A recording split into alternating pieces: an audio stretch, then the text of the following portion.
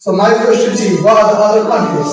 Could be Malaysia or any other country. The Muslims they migrate from the West and also have a facility to educate their children into manners that we have Islamic living daily basis, practicing this stuff. Dajjal comes with a river and a fire.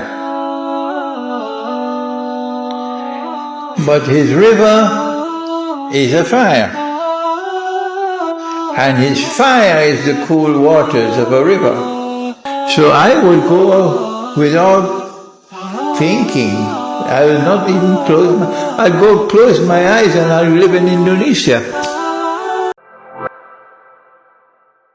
Beberapa tahun terakhir muncul fenomena menarik. Di berbagai platform media sosial, semakin banyak Muslim dari negara Barat yang membagikan pengalaman mereka tentang Indonesia. Bukan sekadar liburan, tapi tentang rasa nyaman yang sulit dijelaskan dengan kata-kata. Bagi sebagian dari mereka, hidup di Barat bukan tanpa tantangan. Tekanan sosial, stigma terhadap identitas Muslim, hingga lingkungan yang kurang mendukung praktik keagamaan sering menjadi alasan kegelisahan. Di tengah kondisi itu, muncul keinginan untuk mencari tempat yang lebih ramah secara spiritual. Lalu Indonesia mulai dilirik. Negara dengan populasi Muslim terbesar di dunia ini menawarkan sesuatu yang berbeda. Bukan hanya soal jumlah, tapi bagaimana Islam hidup dalam keseharian.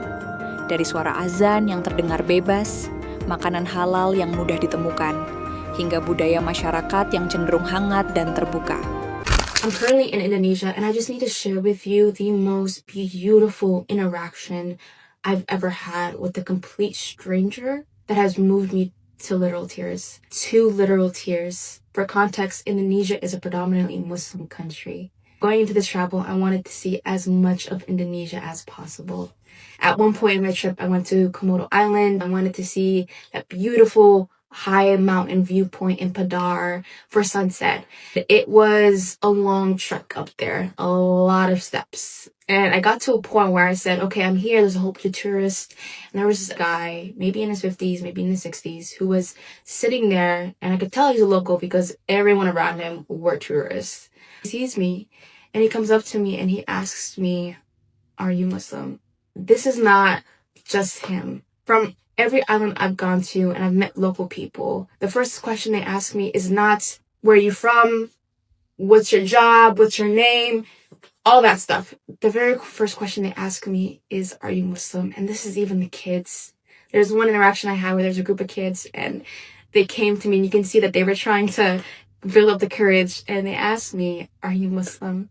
And for every single person who has asked me and I said yes, they light up in a way I've never seen before. And in that moment, I realized how profoundly beautiful that is.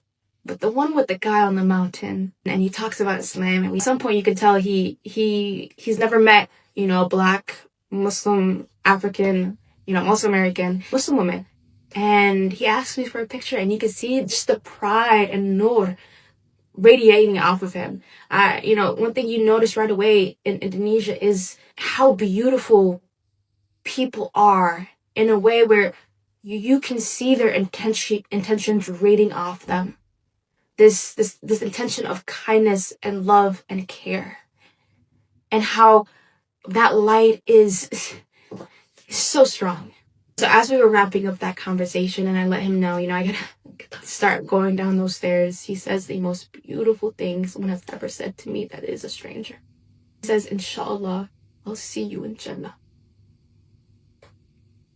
And at first, I didn't understand the gravity of what he was saying because I was shocked until it finally hit me.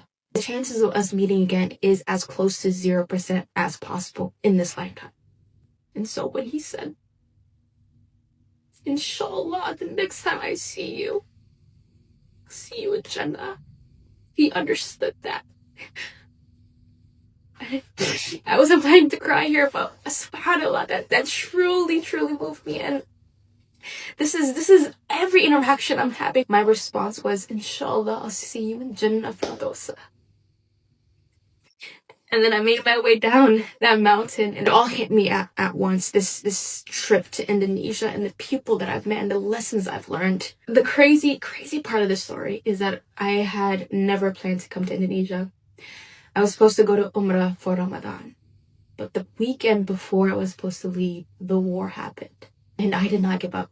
I researched, found another plan, locked it in, fell through. Researched another plan, locked it in, fell through. Researched another plan, locked it in, fell through. It kept falling through. It kept not working. And at some point, I said, Allah, Ya Allah, if this is not what I'm meant to do, I trust your plan. But I was completely devastated. Whole heart and being, my intention was to do Umrah during Ramadan. That beautiful, beautiful privilege. And it didn't happen. If it wasn't for those plans not happening, I would have never had the opportunity to go to Indonesia, which was a beautiful reminder to me as I was going down that mountain that Allah is the best of planners. I don't believe I went to Umrah because I don't think I would have understood the lesson the way I needed it to from the people of Indonesia, that I would best understand it. The truth is, this dunya will harden you in ways that you may not even understand. And the people of Indonesia have opened my heart in a way that I can never say thank you enough. I will never forget that man. I will never forget that man. I have never been so inspired, so proud, and so privileged to be a Muslim, and so honored to get to practice as a Muslim. And the people of Indonesia have reminded me of that. So inshallah, I hope that this is a reminder to you that that person on the train, that stranger you see walking down the streets, is worth saying hello to, is worth going beyond just the smile. And later on, ending the conversation with, inshallah, I'll see you in Jannah. Namun penting untuk dipahami, Indonesia bukan tanpa kekurangan. Realitanya tetap ada tantangan, dari birokrasi, perbedaan budaya, hingga standar hidup yang berbeda dengan negara asal. Tidak semua orang bisa langsung beradaptasi, dan tidak semua ekspektasi selalu sesuai dengan kenyataan. Where is the boat not sinking ship, which is not Bangladesh? Dajjal comes with a river and a fire. But his river is a fire. And his fire is the cool waters of a river. So where on the face of the earth you see the green pastures, the green pastures are where you have the hard currency, the US dollar, the sterling pound, the euro. These are the green pastures, because over here life is affluent. You're able to live in some prosperity.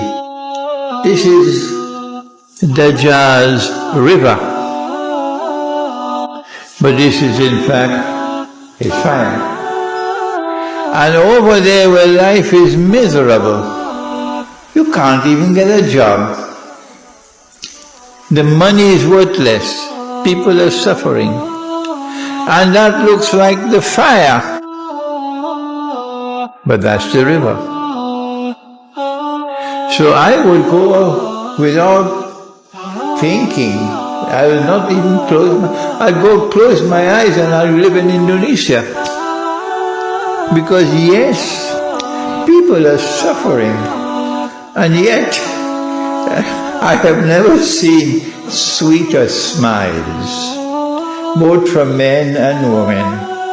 And you know, there's a difference of a word between a natural smile and the smile of a politician, you know that.